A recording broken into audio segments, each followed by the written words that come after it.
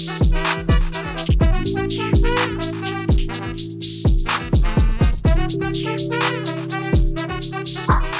guys, Montel here, and thank you so much for tuning in to this edition of Free Thinking with Montel. And I am really so excited to have my guest on today because I really feel as if this is an area that I've wanted to school myself on for the last 10 years of my life and really never took the time to sit down and do so. When you look up and start thinking about the idea of we who are all differently abled in our society and whether or not all of us are included in our society, in the last 5 to 10 years, there seems to be a segment of our society that no matter how often we discuss, we kind of keep them on the periphery of our society, and I really don't understand why. I'm trying to figure this out because I have members of my family that are part of this community. I have people that I work with that are part of this community, and I'm very very open with trying my best to do whatever I can to help support them. Whereas I find other people kind of still shy away or try to change the conversation. They don't even want to have the conversation. And what am I talking about? I'm talking about people who are identified as being on the autism spectrum. And, if you look that up and you Google it, they say that right now, 1 in 59 adults, 1 in 40 children in this country are on the spectrum when it comes to autistic spectrum disorder. And when we look at the children, 1 in 40, those children are growing up to be adults and want to be contributing members of our society. And we still haven't figured out how to bring them in and open doors to say, we understand and recognize just like there are different shades of color of every human being on this planet, there are different shades of autism. And those different shades offer an incredible amount of texture to our huge mosaic. We as a country, we were founded on this idea of being a melting pot, and I've never believed that. America is more of a stew. I mean, when you think of a melting pot and a stew, a melting pot means that everything will dissolve and become homogeneous and look like one thing. That's not soup. That's not a melting pot. I mean, truthfully, I love to go and eat a good beef stew or a chicken stew or, a turkey stew where I can taste the carrots, I can taste the onions, I can taste the potato, I can taste the green bean, I can taste every single individual component, all of which comes together to make for the most delicious meal I think I've had. And that's the way I think we need to look at our society, and especially now when we are so troubled and trying to figure out who we as Americans are going to be for the next millennia, or whether or not we are even going to be in America in the next millennia. And there are people who are working very hard at trying to tear this down. And, when we look at all the arguments, we look at all the dissent, you know, it seems as if it's just polarized in one direction, but that's not true. We look at our society and think that we have big difficulty in dealing with black and white. That's bullshit. We have big difficulty in dealing with any difference. And so once we have figured out how we can divide and try to conquer because of color, then we'll try to divide and conquer because of, I don't know, ability. And then we'll try to divide and conquer because of what we think may be differences in ability. You look back at societies that have reigned supreme on this planet. A lot of people don't know a lot of things about human nature. And I'm not talking about going back 200 and 300 years. I'm talking about go back 40, go back 50, go back 60. Let's look at what Hitler was trying to do. Hitler was trying to breed out any person in the Aryan race that had any form of birth defect whatsoever. So any person that they felt had any form of cognitive disorder, they were going to sterilize so that they could not have any further children. And don't just think it was the Germans and the Nazis, because we know for a fact that when we look at countries like Sweden, we think Sweden is such a beautiful place to live on this planet. Well, Sweden's purged about 40% of its population. And they purged it by sterilizing people, forcing people into forced sterilization so that they could not have children. You wonder why a country like Sweden has only had a population of 8 million people for the last 60, 70 years. It's because there was a period of time in the late 40s, early 50s, and the 60s when, everybody was really thinking in eugenic way that they could literally cull their herd, get rid of anything that wasn't homogeneous to them. And, we're looking at a society right now that's pitting brother against brother, cousin against cousin. Do not think for one second that once they've purged what they think may be who they don't like, they will start looking to purge anybody else. And I feel like we don't even take the time to look at those who are on this spectrum and consider how much more they have to offer. And they have so much to offer. And that's why our guest here today, I'm just blown away. Our guest is a disability rights activist serving as a member-elect of the Pennsylvania House of Representatives for the 36th District, located in Western Pennsylvania. She is openly LGBTQ plus woman and the first openly autistic person elected to the Pennsylvania General Assembly. She's is a union organizer, a community leader, an advocate, a role model. She's co-founded the Pittsburgh Center for Autistic Advocacy, and in her own words, she is fighting for the world where we never have to hide from who we are to be seen as capable of serving our communities. Jessica Benham, thank you so much for being here and being a part of Free Thinking with Montel. Well, thank you so much for having me. I'm excited for the conversation that we're going to have. I am so excited. I was, we touched on part of that conversation before we began. And I want to go back and redo that again because I think people need to understand. I feel as I am, ignorant in some ways that I've not taken the time to learn more about people with the autistic spectrum, on the spectrum, where I've had so many members of my family. I've got a cousin who has an autistic son. I've got my wife's side. We have a cousin who also has an autistic daughter. And I will tell you that it was very interesting. I don't think I was the reason why she was identified, but she was born into a family that literally tried to completely ignore her symptoms. And when I was introduced into that family, I first day I saw her, I was like, "Are you guys aware that she may be slightly autistic?" And I was met with, "No, no, she's not. She's just a little slow. No, no, no." And then eventually the family started looking into services and trying to figure out how to help guide her. I think that they lost some opportunities that, with a child who I think would be probably in a different position today where they were more proactive when she was younger. So why don't you help us understand? Now, first off, I should say you're on the autistic spectrum, but my goodness, girl, you've got a bachelor's degree in political science and communication at Bethel University in Minnesota, master's degree in communication at Minnesota State University, a master's degree in bioethics at the University of Pittsburgh. You're completing your doctorate in communication at the University of Pittsburgh.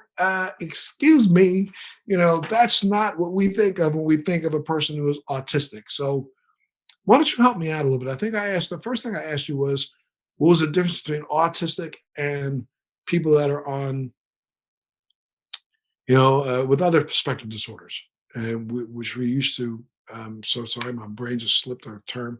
Um, uh, Asperger's. You're Asperger's. thinking about Asperger's. Yeah, Asperger. I'm sorry. I was throwing that term out since our conversation before we started. But what's the difference between people? Because 2 and 3 years ago, 5 years ago, people who had Asperger's were considered to be on the Asperger's spectrum. I got confused. I'm sorry. Please help me. It's definitely confusing.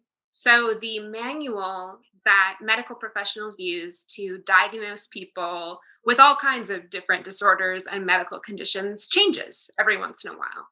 And so, it used to be that Asperger's was the term that was used to diagnose certain people who now, in the latest manual, are considered to be part of the autism spectrum.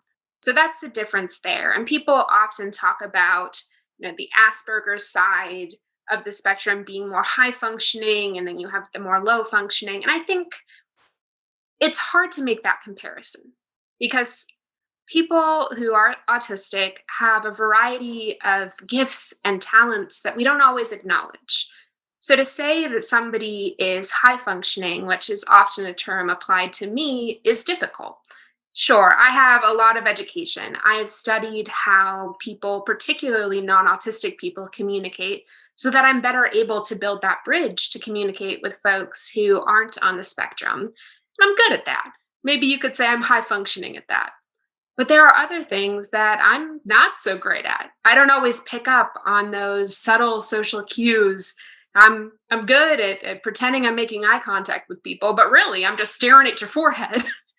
And so when we think about folks who are on the spectrum, I often say it's good to think about people in terms of the support that they need. So we might say that I have fairly low support needs. I don't need a ton of support outside of my network of close friends and family and the coping skills that I've learned for myself, and that other people might need higher levels of support. We also need to reconsider what we value in society. People will say that they value me because I'm somebody who is an elected official, I'm a state representative. But I believe that all people generally, have something to contribute to society, and it's time we recognized that. Absolutely. Let's go back to your childhood. When were you? I mean, I guess were you diagnosed, or did your parents recognize early on that there was something slightly different with Jessica? Oh, they definitely recognized early on, that is for sure. But like a lot of kids in the early 90s, there was this resistance around diagnosis and labels. We had school professionals throw out the idea that I might have ADD or things like that. But much like that situation in your own family, my parents were resistant to the idea of labeling me. And it had some very negative consequences. So I was in public school up till the age of second grade. And I remember this parent teacher conference so vividly and overhearing my teacher tell my parents, you know, she's just a bad kid. Oh, And I think, if my second grade teacher could see me now, she wouldn't believe her eyes. So that's one of the things when we're talking about high functioning versus low functioning. You don't know how a kid is going to turn out. But as it turns out, I wasn't diagnosed until adulthood, which is common for many autistic women. The diagnosis, the standards are based off of studies done on men. And so it is very common for autistic women to be diagnosed much later in life. So I was 19. and is it also true that the diagnosis comes more prevalently, or is more prevalent in men than it is in women anyway? That's a little bit of a myth in the sense that because the diagnosis was built on studies about men, particularly white men, it is more difficult for women, it's more difficult for Black and brown folks, et cetera, to get a diagnosis. So we don't actually know because there are all of these barriers in place for people who aren't white men to get a diagnosis. So it's really hard to get a sense of whether that's actually accurate or not.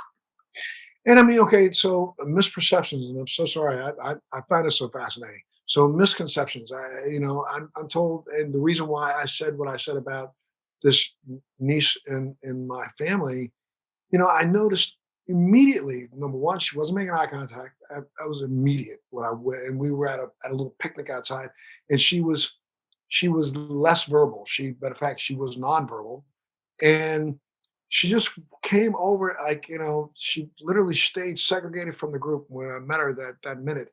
I mean, they were having a little picnic. And I remember this little child who's there's seven people over here, and she's over there by herself, and she wouldn't look over at anybody else. And she saw me, and I should say, clearly, this is my wife's family. My wife is Caucasian, and she saw me, and I think it just hit her. That dude's different.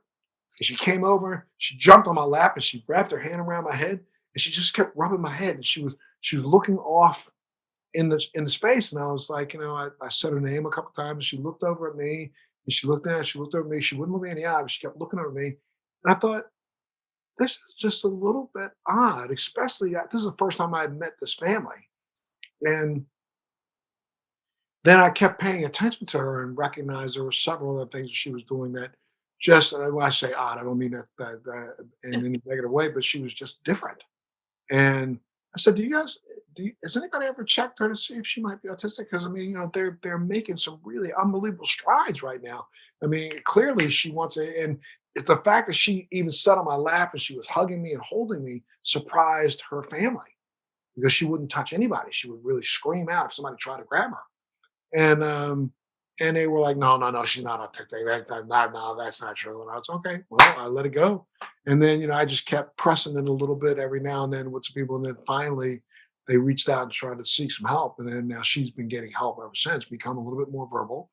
Um, but is that are there some general signs that people should look at to see whether or not a person might be on the spectrum? I think it's tricky, right? I often say I personally have a really good sense for whether somebody is autistic or not. It's that in group versus out group situation. But certainly, I mean, that lack of eye contact is definitely a clue. I think it's so strange, right? That our culture views making eye contact as a sign of paying attention, acknowledgement, and respect. Because there's certainly other cultures that don't view it that way, that actually view a lack of eye contact, looking away, as respectful. And that's one of those things where I'll say, look, this is an area where it's not that this is an inherent difficulty. This is something where the way that our culture and society is built actually disables autistic people. View that as kind of like this verb, this disabling that happens because of the way that our culture is built. But that's definitely a sign. I love the story about her rubbing your head. My guess is that she was a bit overstimulated in that moment and saw that you were a safe person. And I don't know if you know, but repetitive movement is something that autistic people do to calm themselves down. So that's probably what she was doing and rubbing your head, is that was a stable sensation that she could pay attention to help calm herself down and feel safe. Wow. And now, while you were, what was it like going for you? You told me about that one parent teacher meeting, but what was it like for you in general going to school with other kids? Did the other kids sense something different, or were you ostracized? Were you looked at as one of the regular kids? I think it was hard. Kids did have a sense that I was different, and that's something that's taught, right? Very young kids will play with anybody, will connect with anybody. But that stigma and bigotry that they begin to pick up from adults in their life, where, they see the teacher maybe looking at me a little strangely or treating me a little different, kids pick up on that and they start to treat you different as well. I actually failed out of school, which is something that happens often to kids with disabilities, and particularly with Black and Brown kids with disabilities. We know that when we're thinking about the school to prison pipeline, for example, that kids with disabilities, Black and Brown kids, get suspended, pushed out of school. And we got cops in schools, they get arrested more often. And so, as we're thinking about the ways that we treat people in our society who are different, we can draw a clear line from the way that kids like me, Black and Brown kids, are treated in school and how they end up later in life. And I think about the privilege that I had as a little white girl who was short, painted as a bad kid, but not seen as threatening because of the color of my skin, because of my gender. And yeah, got pushed out of school. But my parents, my mom was able to homeschool me. She always says that first year afterwards is sort of rebuilding my confidence and making me feel like I wasn't a bad kid. I was a kid with potential. But I think about those experiences when I think about the ways that our policies around education need to change. And what year were you? What grade were you in when you failed out of schools? Second grade. Wow, Yeah. wow. And was that because of behavioral difficulties while you were in classes? You see, Absolutely. I was in the principal's office every single day because I was supposedly acting out, when in reality, my needs just weren't being met. right. Every kid with a disability, if they have the right supports and services, can have an integrated public education that not only works for them, but helps the kids around them understand that disability is a natural part of our society. You're nailing it. I like. I'm older than you, but I'm a product of busing. And so, when I was bused to school early on, and I was bused to all white schools, and um, it was really interesting. I don't know. I've never been tested, but I know that when I was very, very young, I was extremely verbal because I had a father who I'm the youngest of four. My father required that my older siblings, he was a shift worker. So when he would be home for 4 days and he would be gone for 8 days. Those 4 days that he was home, he required us to sit at the dinner table with him. And he required my three older siblings to come to the table every night with four words that they had looked up in the Webster's dictionary, they could spell, use in a sentence, and knew the definition of. And of course, by the time I was maybe three, he would make my older siblings teach me four words so that I would participate also. So by the time I went to elementary school, I literally had in the first grade, I had fifth grade vocabulary and fifth grade reading and writing ability. And so, not that I was ADHD or anything. I just was a kid who, you put a project on my desk, we would have spelling tests. I did spelling tests in 3 seconds and it started smacking kids in the back of the head because nobody was, I wanted to play with somebody because I'm done in 3 seconds, and I get an A on them.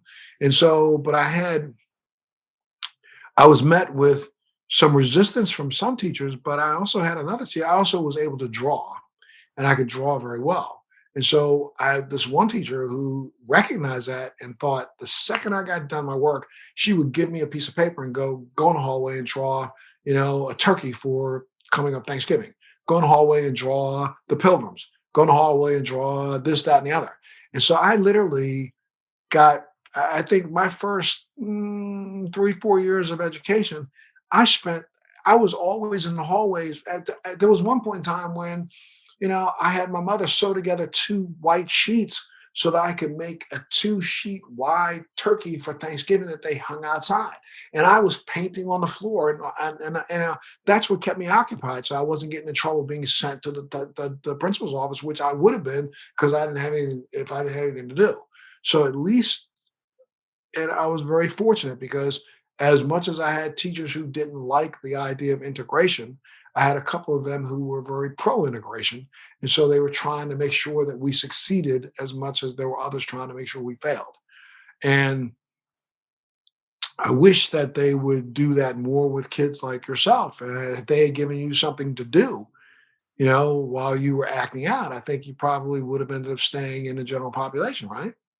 I think so, right? When we think about kids that get labeled as bad or naughty or troublemakers, more often than not, those are kids that are bored. Or those are kids who might not be bored, but maybe the material that's being presented to them isn't being presented in a way that allows them to actually learn it. I do think when we meet the needs of kids, when we provide the proper supports to teachers in the classroom to be able to ensure that kids succeed, that makes a really big difference. Right? We're looking at a school situation where teachers are overworked and underpaid and aren't provided the resources that they need to support, not just kids who have individual education plans or 504 plans, but all kids. Teachers are really struggling to meet the needs of kids right now because they don't have the resources to do so.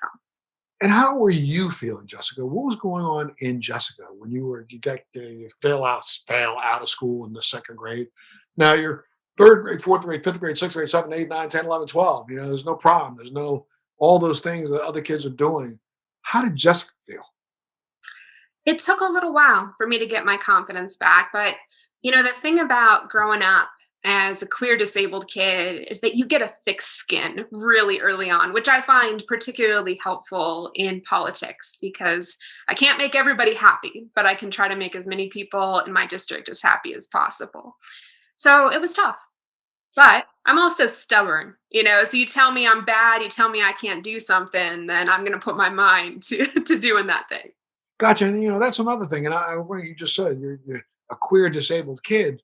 But when did you realize that you were a queer kid? When did that hit you? I think Or pretty early on, and I grew up in a very religious family. So that was tough for me because I was always taught that being gay was a sin. And so to grow up having this like secret that I held inside of me that felt dirty because of the way that I was raised, I was a pastor's kid. And Mhm. here I was thinking about women, having crushes on women, and it was this secret that I carried inside of myself until college when, I was away from my family. So I was able to come out to some people. But certainly, being a queer elected official and being out about that is a whole other level. And when Oh, there's news coverage and all of those things, sure. it's rough. You happen to be a bisexual elected official who is married to a man, so you appear to be in a heterosexual relationship, but at the same time you're bisexual. Yes, and that's a whole other politics within the LGBTQ community, right? So here I am, I'm a bi woman, but I'm married to a man. And my argument is that doesn't change my sexuality. I'll tell straight friends, I'm like, you're married, right? But you still notice when somebody's cute. You know, you still can look at an actor in a television show and go, yep, yep. And I say, I'm married to a man, but that doesn't change the fact that I notice that women are beautiful. So I'm still, still part of the community, but Sure. there is this privilege in passing as straight that keeps me safer than some of my friends and other community members who don't have that kind of safety. And so, just the idea of you going off to college, you had not been diagnosed at that point in time, right? Right. So this was just an evolution that your parents assumed. Had you already come out to them about being gay? No, you hadn't done that either. No, so I did not come out to my parents until, oh goodness, I think I was 23 or 24, honestly. So I was out to almost everybody else, but not really to my family. And I was beginning to get involved in a lot more LGBTQ activism that was starting to get press coverage. And I wanted my parents to find it out from me and not so much from the news. It was a tough conversation. And it's still not something that we really talk about. Now we talked about it. Now it's like we pretend that didn't happen, and that's hard. Right. It's really difficult. But I know it's tough for my parents too. So they must quake every time the news talks about you as an LGBTQ supporter, right? I haven't asked. Gotcha. Gotcha. Well, look, I got to pay some bills. I want to come back. I want to talk about what it's been like since you just assumed office here in January, and how it's been going so far. Let's find out a little bit about it. Let's talk a little bit about your campaign, and I want to talk a little bit about what's going on right now in America too. Okay. Sounds So let me take a break. Let me pay some bills, and we are joined by Jessica Benham, who is a newly elected, state representative in Pennsylvania. She is openly LGBTQ plus woman and the first openly autistic person to be elected to the Pennsylvania General Assembly, and honestly, doing an unbelievable job schooling us all on differences in our society. So thank you so much for being here and being a part of the show. I'm gonna take a break. Jessica will be back right after this. Well, hey guys, again, thanks so much for tuning in to Free Thinking with Montel. I am again so proud to have the guest that I have on today, Jessica Benham, who is a newly elected legislator in the state of Pennsylvania, Pennsylvania Assembly. She's a union organizer, she's a community leader, an advocate, a role model. She's the first openly LGBTQ plus woman and first openly autistic person to be elected to the Pennsylvania General Assembly. And she works really, really hard at staying true to her own words, which is fighting for a world where we will never have to hide from who we are to be seen as capable of serving our communities. And thank you so much, Jessica, for being here and serving our communities. Oh, thank you again for having me. Sure thing. Now, again, you assumed office in early January. You took the oath. Um, what was that day like for you? So I walked into the rotunda in the Capitol in Harrisburg, which is literally gilded. And I honestly was speechless because people like me don't get to do this. When people first asked me to run for office, I literally laughed. I was like, yeah, the bisexual autistic 29-year-old should definitely run for state legislator. And so to be in this place where I am overwhelmed by the beauty and the history and the magnitude of the trust that my community has placed in me was incredible. So I was blown away. I was literally speechless walking into that building. And the campaign trail, how was that? Was it okay on the campaign trail? Were you met with a lot of protesters, a lot of resistance? How was that? Well, it was different, right? Because we were campaigning under this COVID-19 pandemic. And so it was definitely not the typical campaign, not so much that I would know since it's the first time running for office for me.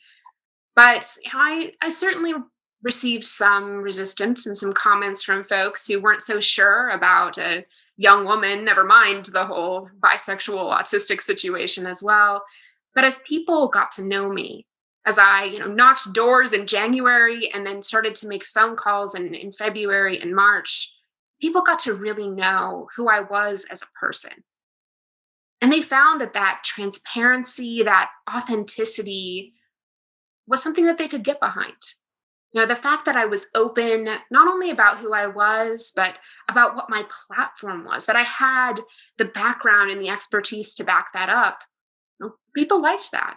And so it took a little bit of time, but at the end of the day, we won that primary, we won that general election, and I have been so honored to have the trust and support of my community as I fight for them in the state house. But how do you feel like, right after the election, we end up going through this period of time when, you've got an entire segment of society trying to say that, the election in Pennsylvania was all fake.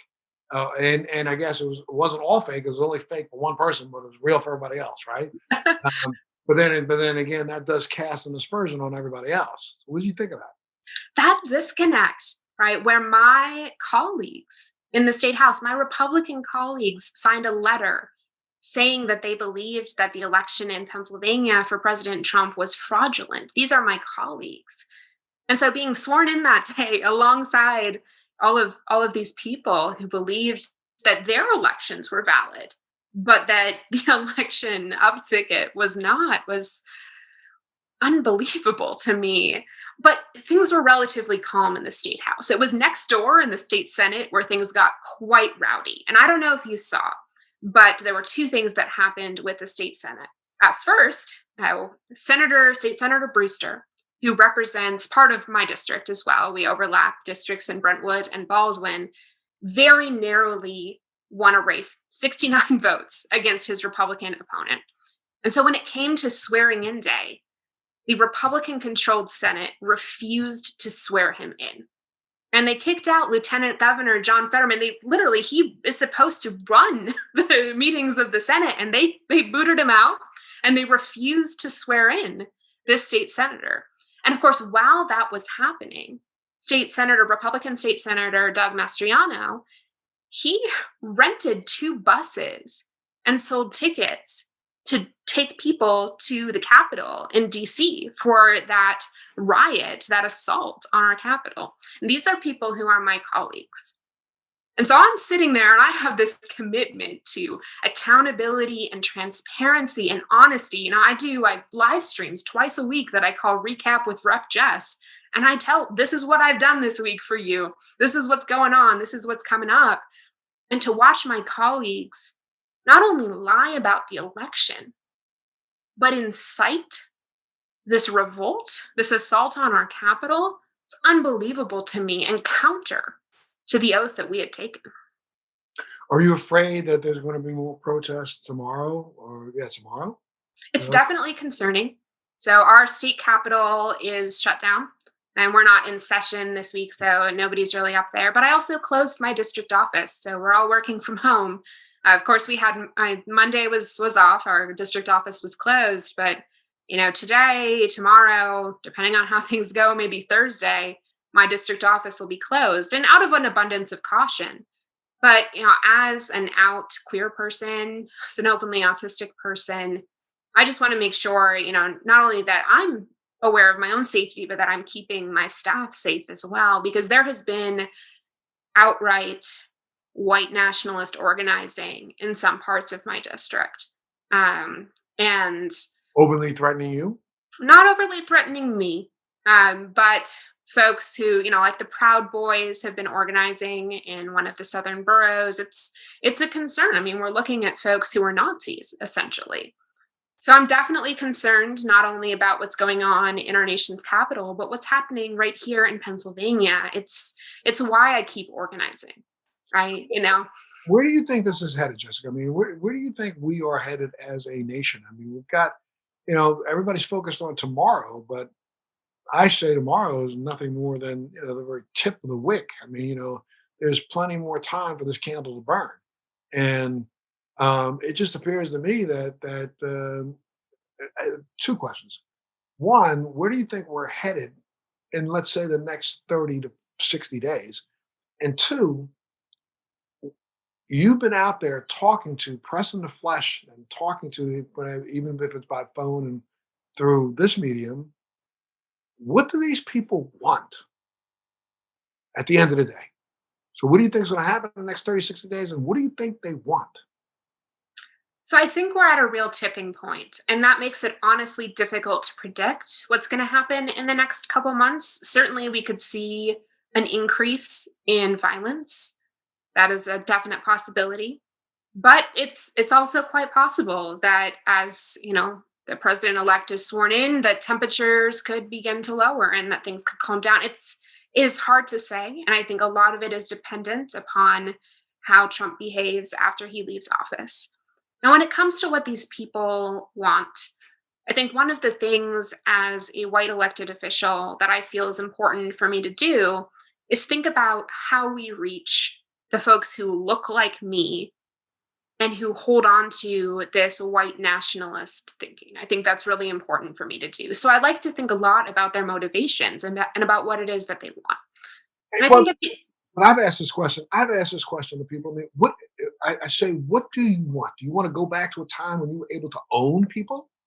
Do you want to go back to a time when you were able to kill people indiscriminately, lynch them, hang them in the street just because you felt like it? Is it a time when you want to go back to raping people? Because that was also a part of this whole white nationalist movement at the turn of the century. Do you want to be at a time when you can enslave someone and make them work for you for free? What is it that you want? I want to get my country back. What the hell does that mean? Where was it at a time when those days were good old days? Mhm. Yeah, what does it mean? When was America great? What are we going back to? These are the questions, right? And I think at the end of the day, a lot of this thinking is based in fear, right? These are people who feel unheard, forgotten, and like they don't have a path toward success, and they're looking for somebody to blame. And President Trump gave them a scapegoat. He gave them people to blame. And so when we're thinking about what these people want, what they want is somebody to blame for their lack of success, for their lack of economic opportunity in life. They're looking for a scapegoat. And what I think is really important and what I'm continuing to do is we shouldn't just organize when we're focused on electing candidates. Because the way to reach these people is through personal relationships and hard conversations. And it's somebody like me has to talk to these people and say, what is it that you need to feel secure and successful? And how do we help rebuild this bridge that you have broken? How do we find justice and help folks understand that, having white privilege, for example, doesn't mean you haven't struggled in life. It just means that your struggles in life weren't because of the color of your skin, weren't because of structural racism. And so to reach people and almost deprogram them a little bit requires those kinds of really difficult personal conversations. And so what I'm doing is, I'm not up for reelection for another 2 years, but I haven't stopped organizing. We're still doing phone banks, we're still doing text banks, we're still having those tough conversations, but around issues. So, this Saturday, I'm doing a phone bank with a whole group of folks, and we're going to be talking to our neighbors about our court system, about criminal justice, because there's coming up potentially in Pennsylvania a ballot measure that would gerrymander our statewide judicial districts, which could have huge impacts on civil rights, on union organizing, on reproductive justice. And so to call our neighbors and say, hey, this is something that's coming up. Let's talk about our carceral system. Let's talk about mass incarceration. Let's talk about what justice really looks like. We can have those conversations around issues. And I think so often when we're trying to reach folks, we're trying to get them to vote for somebody. We're trying to get something from them. And so to change that focus to how do we change people's minds on these issues? How do we get them to stop blaming folks that don't look like them or don't think like them or don't live like them? And how do we get them to understand that the only way we move forward is together, that our liberation is is bound up together, that none of us are free till all of us are free. We have to start with issues. We can't be like, hey, you got to vote, vote for this charismatic person. That's the way I see it. And when you're talking about the justice system, I mean, we're looking at a system that went from being government run to privately owned. And so are we really talking about a system that has something to do with justice or financial remuneration for those who own the buildings and they want to keep them filled? And so they look for excuses to fill them up with people. Absolutely. I don't think that we really have a justice system anymore. Folks will call it the criminal injustice system or the carceral system or whatever they want to call it. But at the end of the day, I mean, I think about the jail in our county, our Allegheny County Jail. 80% of the folks in there either have a diagnosed mental health issue or they've got substance use disorder. So that means that at least 80% of that jail is somebody who's got a disability, who could be diverted into community-based treatment to address those things. And the vast majority of that jail are folks that are just waiting to go to trial. They've not been convicted of a crime. They're just sitting there because they can't afford bail. That's ridiculous. It's heartbreaking. And then if you factor in the fact that jail is inherently traumatizing, that means that that system is disabling people. So when we think about disability, not as something that's necessarily inherent in the body or the mind, but as something that happens through these systems, I think that's really important, right? So this carceral system disables people. The fact that, when we're looking at environmental issues, for example, the fact that polluters are concentrated in poor communities and in communities of color. And so you got issues like asthma and everything else. And we're looking at a system where those polluters are disabling people. And we have to ask the question, what kinds of people is that happening to? Right. And Because why are we allowing it to happen? exactly, exactly. And so this system is disabling people. And that's the way that I look at it. I'm like, we got to have justice, but it's not found through these systems, which continually disable folks. And now, these are clearly two of your major issues that you're fighting for. What are some of the other issues that you ran on for your platform? Yeah. So before the pandemic, I would say the top issue that I had conversations with folks about was around healthcare. Because here again, we got a system where, maybe you got health insurance, but can you actually afford to use it between the co-pays and the co-insurance and getting nickeled and dimed every time you turn around? I mean, that was a huge thing. After the pandemic started and more folks were trying to get their unemployment checks, our unemployment system in Pennsylvania is fundamentally broken. It's underfunded and understaffed. So I got folks in my district who've been waiting 6 or 7 months. They're owed like $15,000 in unemployment, and they're looking at being evicted because our government can't get it together to get them that check. So I'm working on making sure I got two things going on. For the unemployment issue, I got a bill to address the funding and staffing problems. And then on healthcare, I've got a bill that I think might have a chance of making it through this Republican-controlled state legislature because it's fairly limited, but it's making sure that at least testing, prevention, and treatment for COVID-19, 100% covered, no co-insurance, no cost share, and none of those things. So, those are, I would say, my top two issues. Of course, I'm focused on environment, focused on creating economic opportunity. And, we talked about education, but I'd say equitable education funding is really important because right now, the zip code a kid lives in, that determines the quality of education that they get. And I think that that's unacceptable. And what about addressing the employment or high unemployment rate for people with disabilities? Oh, that is a huge issue. So there's a couple things that have happened in the state of Pennsylvania, which is really exciting, which is that we have passed two bills in the past couple cycles that are really focused on ensuring that kids in high school and college who've got disabilities are provided a pathway towards employment. So making sure, if a kid's graduating high school, that they got a plan for, what kind of training program they're going to go into to get a good job.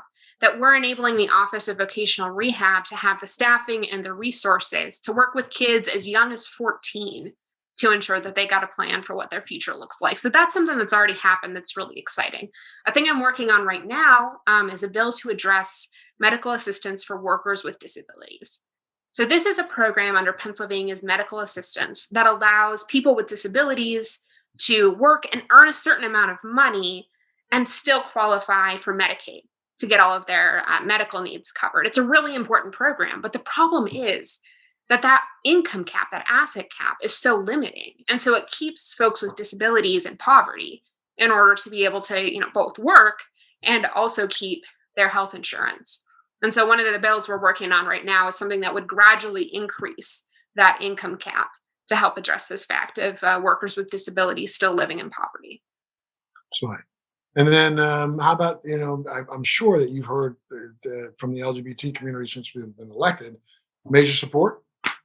Yeah, absolutely. We're working on a couple different bills there. I've got one that would pass statewide non-discrimination for LGBTQ people, and we're thinking about every industry from housing to health insurance to employment, because right now we don't have statewide protections. So, I live in Pittsburgh, and so because my municipality has passed non-discrimination, I'm protected.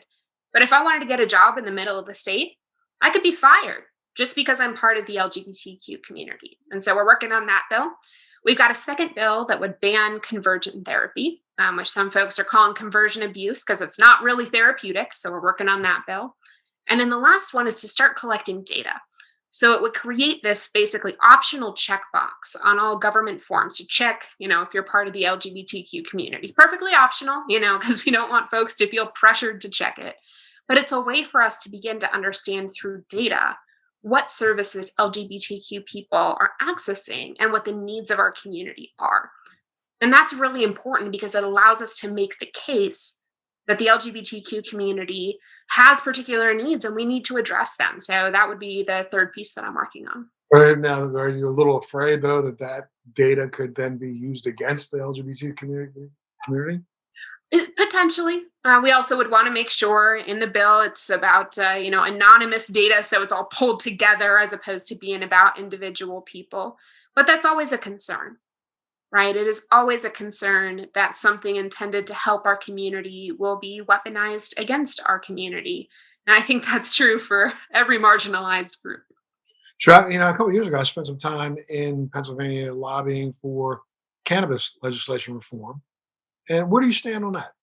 Yeah. So I think it's a complex issue. I am definitely pro legalizing it. But I think, when you legalize it, you end up with rich white people running dispensaries. Meanwhile, you still got folks sitting in jail because they were caught with a little bit of marijuana. And so I think we have to be careful how we do it. We have to ensure that this, releases folks out of prison. We got to make sure that the legislation um, provides that any kind of tax income that the government makes goes back to reinvesting in communities that were over policed in the so-called war on drugs. I'm definitely pro legalizing it, but I want to make sure that it doesn't turn into another industry where rich white folks profit off of it, the government profits off of it, and communities that were destroyed by over policing see nothing. So, and just what would you like to add something? What else would you like to add?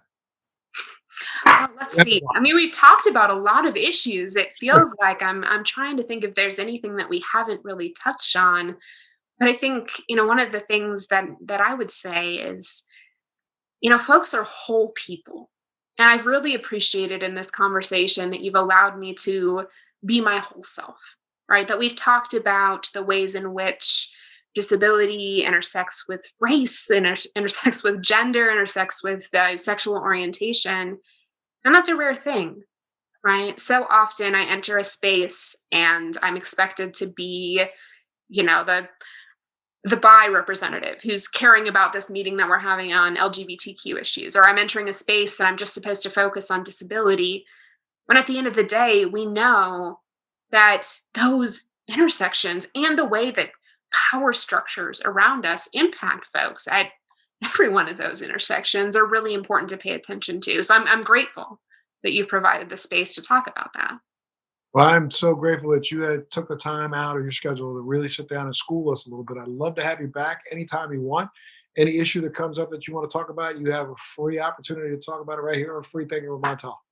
Well, thank you. I so appreciate that. And absolutely, if there's ever anything you want me to talk about, you can feel free to invite me back to.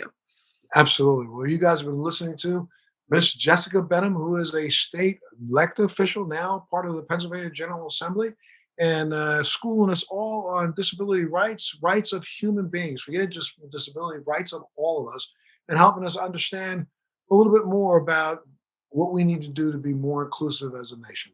Thank you so much, Jessica, for being a part of the show today. And thank you for tuning in to Free Thinking with Montel. Thanks for joining me on Free Thinking with Montel. Please make sure you're subscribed and hit the bell to be notified when new episodes post each week.